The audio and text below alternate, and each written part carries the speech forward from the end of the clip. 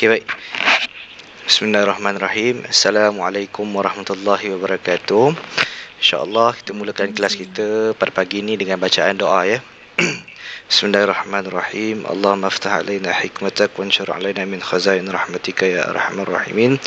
Rabbana shrah lana sudurana wa yassir lana umurana wa hassin akhlaqana wa hlul 'uqdatam min alsinatina yafqahu aqwalana. Rabbi zidna ilma warzuqna fahma wa sallallahu ala sayyidina Muhammad wa ala alihi wa sahbihi wasallam. Alhamdulillah rabbil alamin. Amma ba'du. Baik. Apa khabar pelajar semua? Sihat ke? Sihat, Alhamdulillah. Jadi tak apalah, walaupun ada bersama kita sekarang ni berapa orang ni? 3, 6, 7. Ada 7 orang je. Yang lain wallahualam tak tahu pergi mana. Okey, tapi tak apa. Kita cuba juga teruskan kelas kita walau apa cabaran yang berlaku, dan Ustaz ucapkan terima kasih atas usaha gigih pelajar, istiqamah pelajar untuk menghadiri kelas walau apa cabaran yang berlaku ya. Syukur pada Allah Taala kerana pelajar dapat hadir lagi hari ini. Okey. Jadi hari ini kita akan sambung lagi kelas online kita ya. Okey, yang mana pada minggu lepas Ustaz dah masuk banyak ya, sampai ke tajuk alat bersuci. Okey. Bab wuduk. Okey, hari ini kita akan mulakan dengan bab wuduk dulu, tapi kalau ikutkan wuduk dia okey, sambungan kepada taharah ya.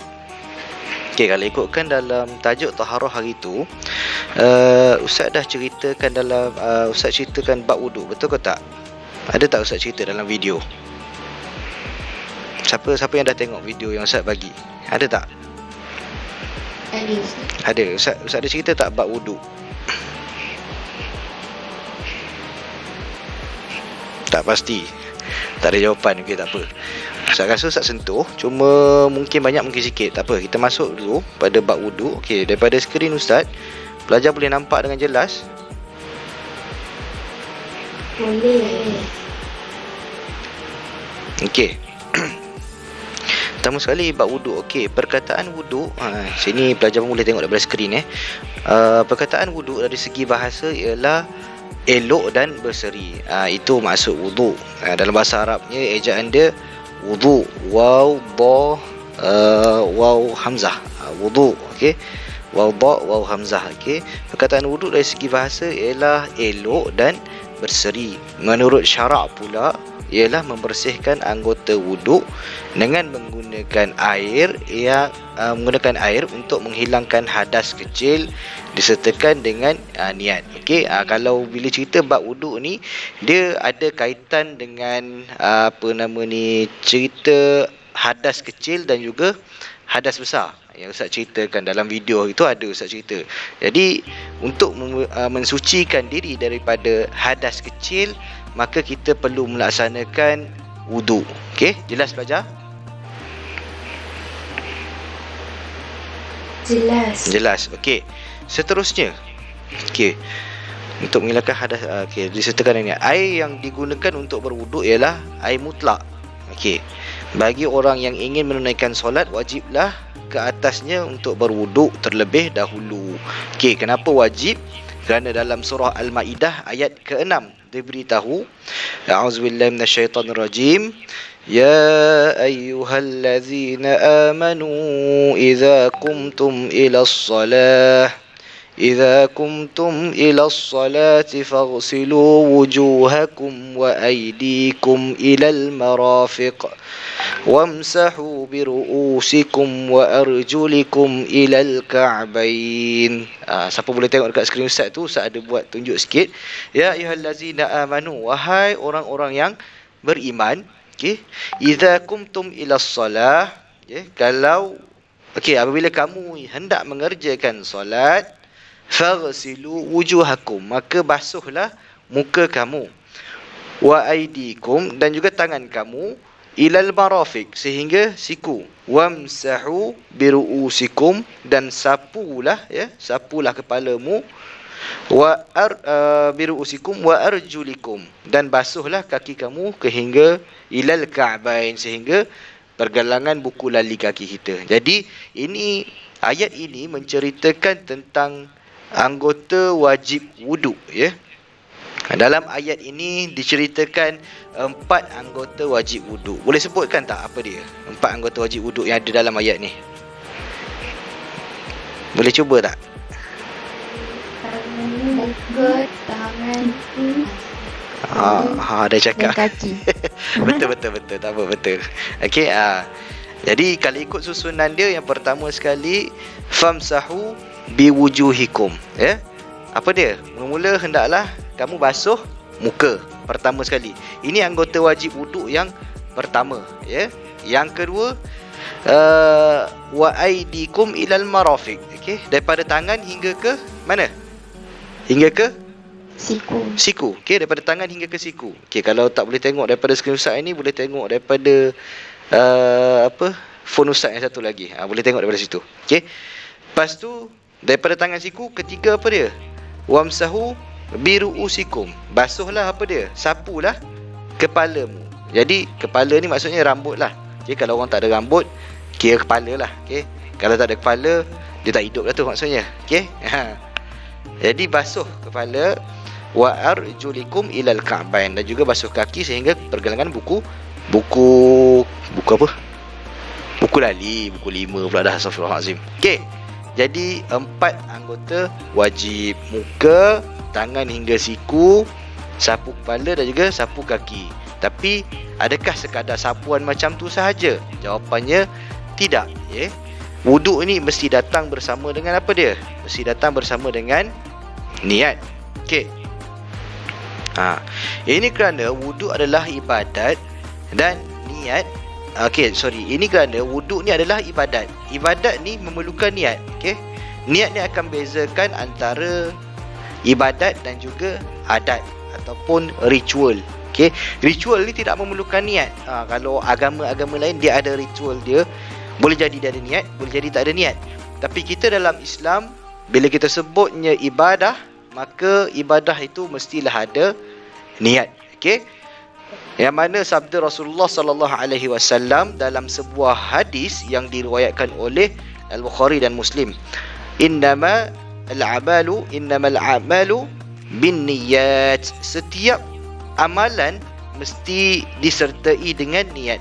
Wa innamal likulli imri'in ma nawa. Dan bagi setiap seorang itu berdasarkan kepada apa yang dia niatkan. Maksudnya apa? Apa yang dia buat, apa niat itu. Okey? Setiap perbuatan, setiap amalan dia tu mesti ada bersama dengan niat. Dan apa yang dia laksanakan tu berdasarkan apa yang dia niat. Maknanya kalau dia niat, contoh dia nak solat, niat usolli fardhu zuhri. Okey? Maknanya dia akan menunaikan solat zuhur. Ada orang waktu zuhur dia akan niat usolli sunnatan qabliyatan. Qabliyatan zuhri. Sunat qabliyah, solat sunat qabliyah zuhur. So orang ni nampak solat zuhur, orang ni nampak solat sama tapi niatnya berlainan. Ada orang niat apa? Aku nak solat, aku nak menunjuk kat orang. So dapatlah menunjuk, tak dapat pahala. Okey.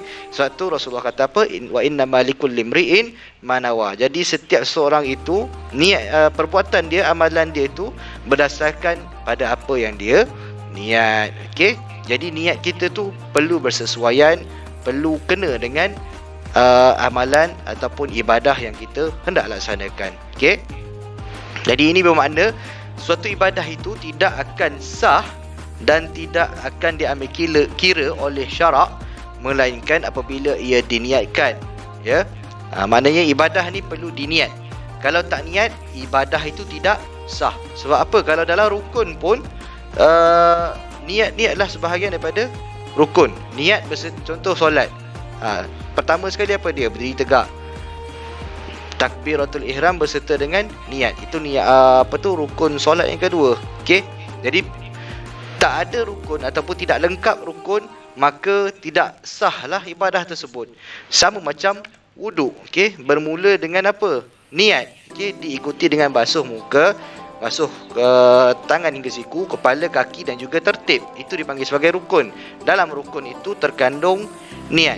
Jadi kalau niat itu tak ada, maka tidak sahlah perbuatan ibadat tersebut. Okey.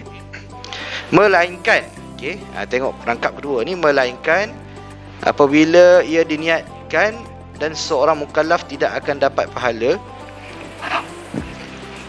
kecuali dia mengikhlaskan niat dia. Okey. Waktu niat ialah ketika membasuh bahagian yang pertama daripada muka, kerana itulah permulaan wudu. Jadi basuh tangan, kumuh, basuh hidung ni perbuatan apa? Kelas. Kita mula wuduk dengan basuh tangan, ya. Kita kumuh, ada yang basuh hidung. Okey, itu perbuatan apa? Siapa? Awak niat dekat mana? Okey. Halo, boleh dengar tak? Okey, tak apa, Ustaz teruskan dulu. Okey. Basuh tangan, kumuh, basuh hidung. Basuh hidung ni bukan basuh hidung luar awak, okey. Kita masukkan sedikit air ke dalam hidung. Okey. Ini adalah perbuatan sunat. Okey, sunat wuduk. Okey. Ada beberapa perkara sunat wuduk. Okey, bila kita cerita pasal wuduk, ada perbuatan dipanggil sebagai sunat wuduk. Antara perkara sunat wuduk apa dia? Antara perkara sunat wuduk, menghadap kiblat, memulakan dengan lafaz bismillahirrahmanirrahim, ya, dan menutup aurat ketika berwuduk. Itu dipanggil sebagai perkara sunat wuduk. Okey. Tapi perkara wajibnya apa? Bila nak basuh muka, maka kita pun niat. Okey. Nawaitu raf'al hadatsil asghar lillahi ta'ala. Masa kita nak sapu air ke muka ataupun masa kita angkat tu, okey, sahaja aku angkat hadas kecil dan Allah Ta'ala sapu. Okey. Semasa sapuan air ke muka, bukan sebelum, masa kita sampai tu, niat itu berada di hati. Aku mengangkat hadas kecil kerana Allah Ta'ala. Simple je. Okey. Jelas tak? Ada soalan? Jelas. Okey, saya teruskan lagi.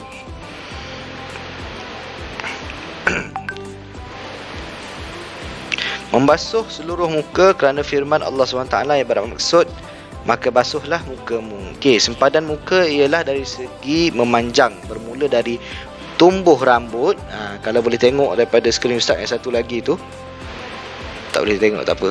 Okey, daripada cuba tap gambar Ustaz yang itulah yang nama Hilmi Biz tu. Okey, kalau nak tengok apa yang Ustaz buat. Okey. Basuh muka ni daripada sempadan muka, ya. Bermula daripada ujung tumbuh rambut, itu permulaan muka, bahagian atas, hinggalah paling bawah dagu. Okey, dagu ke bawah. Bawah dagu ni, okey, boleh nampak daripada, kalau tengok daripada skrin Ustaz yang Hilmi Biz tu, tekan yang tu, boleh tengok, ya. Bawah dagu ni, okey, bukan depan dagu, ini depan, bawah. Itu sempadan muka, Dan dari segi lebarnya bermula dari telinga ke telinga. Maksudnya apa? Ni, kalau awak tengok dekat anak telinga ni, kita ada anak telinga. Okey, itu bermula muka kita sampai ke sebelah kanan, daripada kanan ke kiri. Okey. Kalau kepala atas ni daripada hujung-hujung anak rambut ni sampai sideburn kita. Tapi biasanya kita lebihkan sikitlah basuhan ke sampai ke sideburn kita, ya. Okey. Seperti mana Ustaz pernah bagi tahu sebelum ni, kita mengambil pendekatan yang selamat, supaya kata ibadah kita tu lebih teliti, ya. Wajib dibasuh ke semua yang ada pada muka, iaitu bulu, kening, misai dan juga janggut. Ini untuk orang lelaki. Untuk orang perempuan kita ada kening kan. Okey, kening ni mesti basah. Kalau orang lelaki dia ada misai, dia mesti buat macam ni. Kalau ada misai, Ustaz tak ada misai. Okey, buat gini.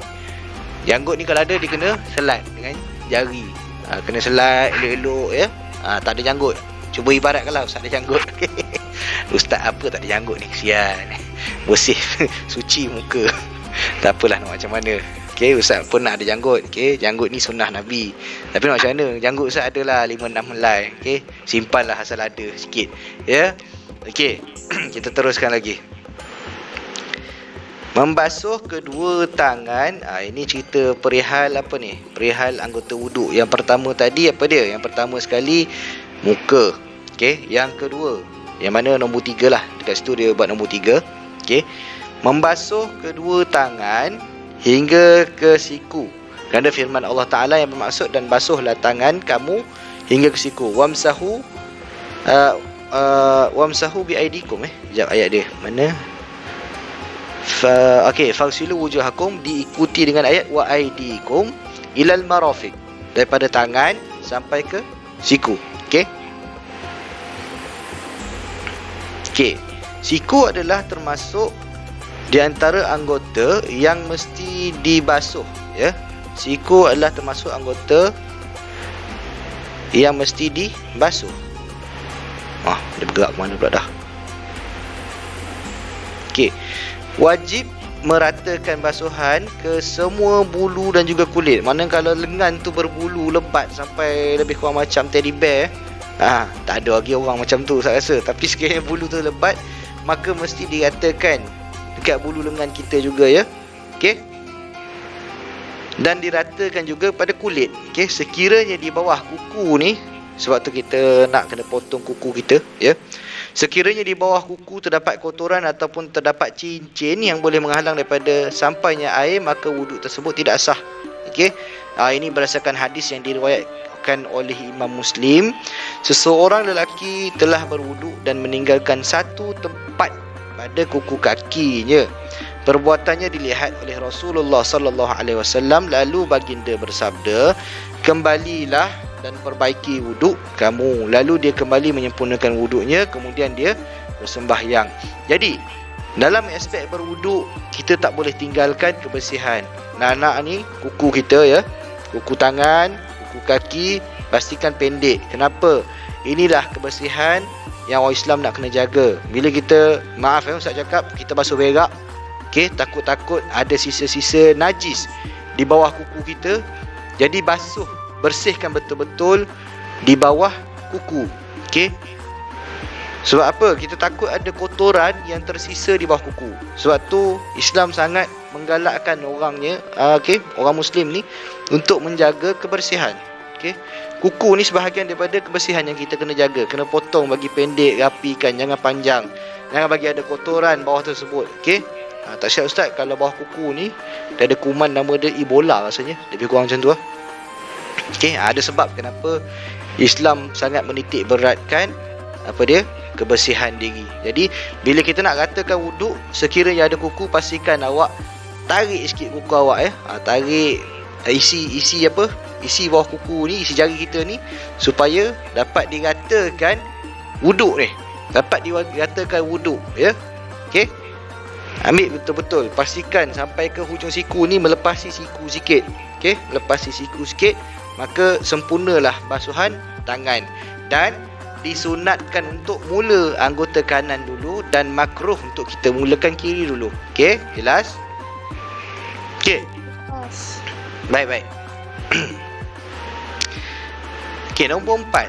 Menyapu sebahagian daripada kepala walaupun sehelai rambut selama ia berada di dalam sempadan kepala. Okey, berdasarkan firman Allah Taala lah, dan sapulah kepala kamu, bukan kepala kamu. Kenapa Allah gunakan kepala? Sebab nak rujukkan ramai orang. Kita ada satu je kepala. Okey, ramai orang. Jadi Allah nak bagi tahu kat kita, sapu kepala kita. Sekiranya ada sehelai rambut sekalipun, basahkan rambut. Kalau dah tak ada rambut, okey, katalah orang lelaki pergi buat umrah, pergi buat haji, dia akan cukur kan. Jadi rambut dah tak ada, macam mana? Sapulah kepala. Sebab tu Allah kata sapu kepala, ya.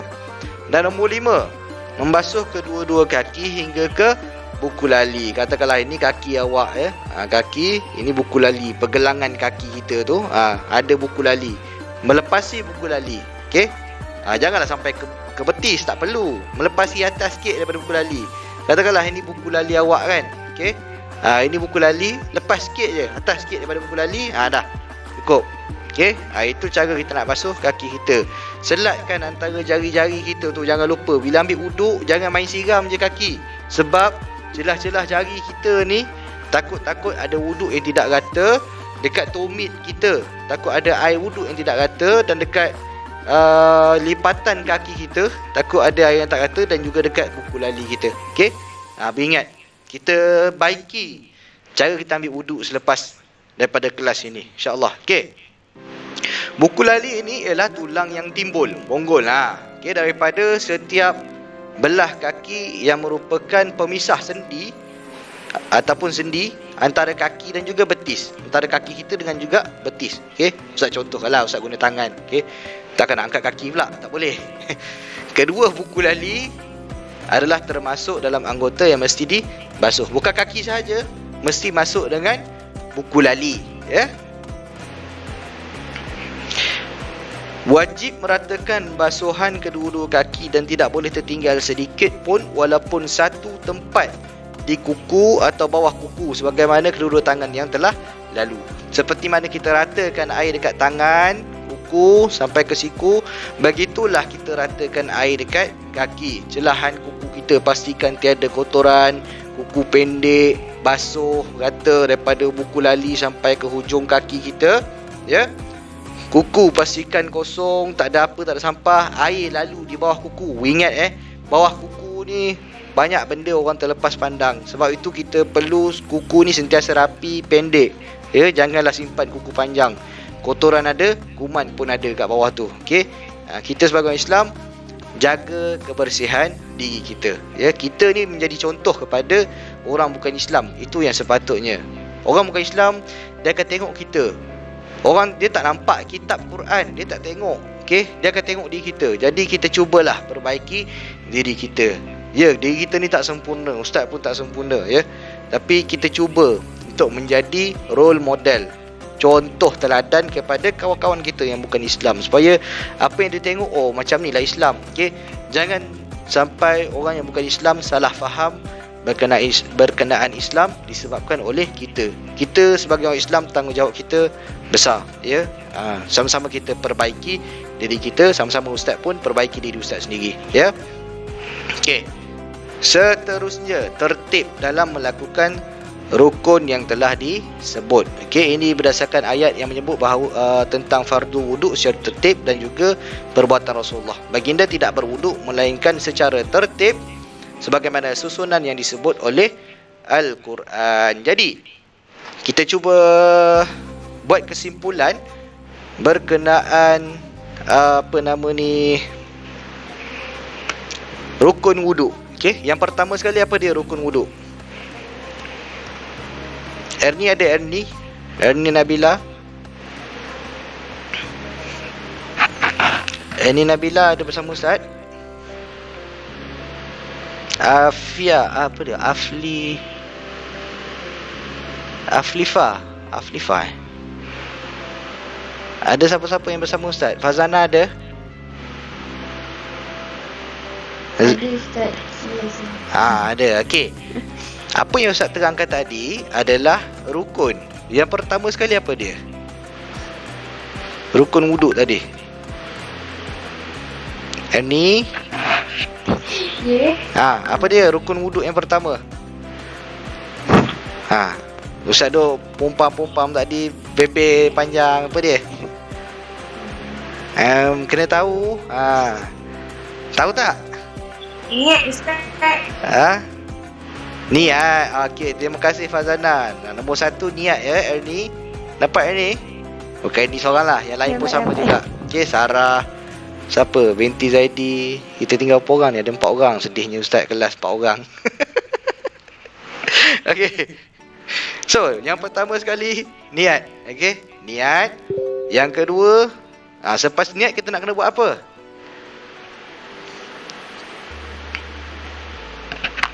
Lepas niat, Membasuh pergelangan tangan. 2 pergelangan tangan. muka dulu kak. Alamak. Okey, kita Ustaz wrap up balik susunan dia. Okey, ini cerita pasal rukun dulu. Tadi Ustaz duk pompam Ustaz terangkan tu, itu adalah rukun wuduk. Yang mana, okey, dengar baik-baik ya. Pertama sekali rukun wuduk adalah niat. Okey. Niat adalah rukun wuduk. Yang pertama, niat diikuti dengan membasuh muka. Kenapa basuh muka? Susunan tertib. Kita ambil wuduk, pertama sekali basuh tangan. Okey. Kedua, berkumur. Ketiga, ada orang memasukkan sedikit air ke dalam hidung. Okey, ada orang tak buat sebab semua tu sunat. Yang wajibnya adalah rukun. Pertama sekali niat. Waktu kita nak niat bukan semasa kita basuh tangan. Jadi kalau ada yang sebelum ni niat semasa basuh tangan, sila betulkan. Okey. Yang mana niat itu bermula ketika kita mula membasuh muka kita, ya. Mula-mula kita basuh tangan, berkumur, kemudian kita ambil air, kita nak basuh muka kita, ya. Waktu itulah kita niat, sahaja aku mengangkat hadas kecil kerana Allah Taala. Semasa air itu sampai ke muka, okey. Ratakan. So itu rukun yang kedua. Nombor 1 niat. Nombor 2 basuh muka. Rukun yang ketiga barulah basuh tangan sampai ke siku ya Farzana. Bukan tangan dulu, muka dulu. Nombor 1 niat. Nombor 2 muka. Nombor 3 tangan hingga siku. Niat sekali je. Niat masa muka je. Okey. Yang keempat kita basuh kepala kita sikit. Okey. Kalau ikut Imam Syafi'i sekurang-kurangnya 3 helai rambut. Okey. Kalau ikut Imam Hambali tak silap ustaz, separuh kepala. Kalau Maliki sampai ke belakang. Kalau tak silap ustaz lah. So kita ambil Syafi'i punya, kita basuh sikit di hadapan. Dan keempat, 4 ke 5. 1 niat, 2 muka, nombor 3 tangan ke siku. Keempat dah. Keempat basuh kepala. Yang kelima basuh kaki daripada buku lali sampai kaki, sampai hujung kaki. Dan keenam apa dia? Kita ada 6. Ada 6 rukun. Yang keenam apa dia? Kelas tertib. Terima kasih Ani Nabila. Okey. Boleh tak dapat 6 rukun wuduk ni? Okey, alhamdulillah. Baik. Harap boleh perbaiki lagi cara wuduk kita. Ustaz pun perlu perbaiki setiap masa benda ni. Walaupun Ustaz buat kelas, anggaplah sebagai benda ni perkongsian dan muhasabah kita ya. Sama-sama kita betulkan diri kita setiap masa. Baik, kita teruskan sedikit lagi ya. Perkara haram bagi orang yang tiada wuduk ataupun berhadas kecil. Kalau ikutkan hari tu Ustaz dah terangkan dalam hadas kecil hari tu. Dah ada dah. Okey, tak boleh solat, tak boleh tawaf di Kaabah, tidak boleh menyentuh dan membawa Al-Quran. Itu sahaja. Okey. Dan Ustaz masuk sedikit berkenaan mandi wajib pun juga Ustaz dah terangkan hari tu sebenarnya. Okey. Ni dia masuk balik sikit. Dari sudut bahasa, mengalirkan air ke atas apa sahaja benda. Okey. Itu dari sudut bahasa. Dari sudut syarak, mengalirkan air ke atas badan, okey, dengan niat yang tertentu. Ingat dari sudut syarak tu yang penting. Okey, dari sudut syarak ni maksudnya apa? Dari sudut fiqh. Dari sudut sahnya perbuatan ibadah mandi wajib tersebut ya. Yang mana syarat dia adalah ataupun kaedah dia ataupun kaifiat dia adalah dengan cara kita mengalirkan air ke atas badan kita dengan niat yang tertentu. Okey. Niat tertentunya apa dia? Dia ada rukun dia. Okey, sebelum tu sebab mandi wajib pun sama Ustaz dah terangkan sebelum ni. Bersetubuh ataupun berjima ini untuk suami isteri. Keluar mani, tengok video yang sebelum ni, sama juga Ustaz dah terangkan. Mati, okey, meninggal dunia juga menyebabkan hadas besar ya. Okey, sebab mandi wajib ni senang cerita, mandi wajib ni adalah disebabkan kita berhadas besar. Apa itu hadas besar? Ni dekat sebab mandi wajib ni. Okey, berjima, keluar mani, meninggal, haid, nifas dan juga wiladah. Ada 6 perkara hadas besar ya, tak silap Ustaz. Dia kalau ada lebih lagi boleh tambahkan lagi. Okey, tapi Ustaz rasa ni saja hadas besar. Okey. Jadi mandi mandi wajib ni adalah disebabkan berlakunya hadas besar pada diri kita. Kita nak sucikan hadas besar. Okey, itu tengok balik pada video yang lepas Ustaz dah terangkan. Video kali ni Ustaz tak nak terang. Okey. Sebab kita nak pergi ke tempat lain pula. Okey, rukun mandi wajib. Pertama sekali niat. Okey, ada berapa niat yang ada? Contohlah niat yang kita selalu buat terutamanya pelajar-pelajar perempuan, sebulan sekali mesti ada. Sekurang-kurangnya itu yang biasa. Kalau yang ada masalah kesihatan, sila rujuk hospital. Okey. Niat dia macam mana? Nawaitu raf'al hadasil akbar lillahi ta'ala. Bila nak niat? Ketika air sampai ke kepala kita. Maksudnya bahasa kita siram air itu, maka kita pun niatlah. Tak perlulah kata nak niat dulu baru siram. Siram dulu ke baru niat ke? Bersama semasa kita siram tu niat. Okey. Masa air jatuh ke kepala kita pun niatlah. Okey. Niat ni datang daripada hati sebenarnya. Yang kita dah sebut tu nawaitu raf'al hadasil akbar fardan alayya lillahi ta'ala, itu lafaz niat. Okey, lafaz di lidah. Okey, niatnya berada di hati. Mana lintasan hati kita semasa kita mandi. Kita nak buat apa? Mestilah mandi wajib. Bukan mandi biasa, bukan mandi sunat, tapi mandi wajib. Masa kita siram tu nawaitu raf'al hadasil akbar lillahi ta'ala. Okey, semasa air sampai. Tak perlulah kata cebok gayung ke, campak air, Zeus ready nawaitu raf'al hadasil. Jangan buat kerja macam tu dah jamban Okey. Jangan. Tak pun tunggu air siram tu sampai biasalah tu, okey. Kita buka paip air masa kita nak mandilah. Sambil air tu turun ke kepala kita, maka kita pun niat. Mulakan basuhan ke sebelah anggota kanan, diikuti anggota kiri, ratakan air seluruh badan. Okey, pertama sekali niat, kedua kita hilangkan najis dekat badan sekiranya ada, dan ketiga kita ratakan air ke seluruh anggota badan, kulit, rambut, bulu-bulu yang ada di badan kita, okey, bersihkan. Maka bila dah rata, jangan lupa lipatan-lipatan yang kita ada. Okey, Ustaz sebut sikit, bila kita nak basuh di bahagian alat sulit kita, okey, minta maaf Ustaz sebut, sila cangkung, cangkung dan basuh, sebab takut ada air yang tak rata, tak sampai ke tempat zahir pada badan kita. Ada tempat-tempat badan kita ni kita tak perasan. Okey, pusat jangan lupa nak korek. Okey, siku kita ni bila kita duduk macam ni, bila kita straightkan tangan, ada kedutan-kedutan yang dekat siku ni. Jadi masa nak basuh, lipat siku ni supaya air dapat rata. Celah ketiak kita, ya. Tapi janganlah sampai menyebabkan diri kita was-was pula. Bila kita bila kita dah buat apa yang macam Ustaz bagi tahu ni, okey, bila kita dah laksanakan, maka yakinlah air itu dah rata dengan izin Allah, insya-Allah, okey.